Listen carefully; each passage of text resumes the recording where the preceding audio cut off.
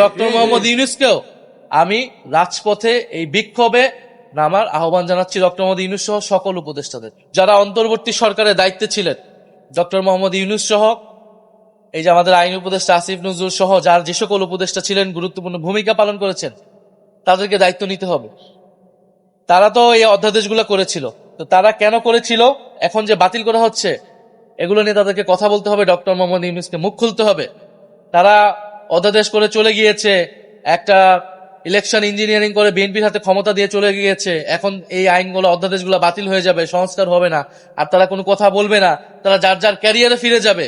এটা কিন্তু হবে না। জনগণের কাঠগড়ায় তাদেরকেও দাঁড় হতে হবে। কারণ মানুষের রক্তের উপর দিয়ে আমরা তাদেরকে ক্ষমতা দিয়েছিলাম, তারা আমাদেরকে নিরাশ করেছে, কিন্তু যতটুকু অর্জন সেই সময় হয়েছে, সেই অর্জন ধরে রাখার জন্য তাদেরকেও মাঠে নামতে হবে। ফলে ডক্টর মোহাম্মদ ইউনূসকেও আমি রাজপথে এই বিক্ষোভে নামার আহ্বান জানাচ্ছি, ডক্টর মোহাম্মদ ইউনূস সহ সকল উপদেষ্টাদের।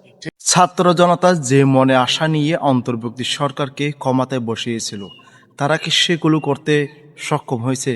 1% পারে নাই আমার মনে হয়। তারা একটা দিয়েছে শুধু নির্বাচন। তো ও নির্বাচনের দিনের বেলায় সুস্থভাবে ভোট হয়েছে, রাতের বেলায় কী কী হয়েছে তো সবাই জানেন। যাদের একটু মাথায় জ্ঞান আছে আপনারা বুঝতে পেরে গেছেন রাতের বেলায় কী কী হয়েছে। যা হোক, সেদিকে আর যাচ্ছি না। নাহিদুল ইসলাম যে কথাগুলো বলছেন, অবশ্যই উপদেষ্টা যেগুলো ছিল তাদেরকে অবশ্যই রাজপথে নেমে এই যে যেগুলো আইন করা আছে সেগুলো খেয়ে বাতিল করতেছে, এগুলোর বিরুদ্ধে দাঁড়িয়ে তাদেরকে আন্দোলন করতেই হবে। এটার সাথে আমি সহমত। কারণ তারা এগুলো করতে তারা ব্যর্থ হয়েছে। তারা ক্ষমতা যাওয়ার পর যে জন্য ক্ষমতায় গেছে সেগুলো না করে তারা বিলের সাথে জীবন উপভোগ করছে।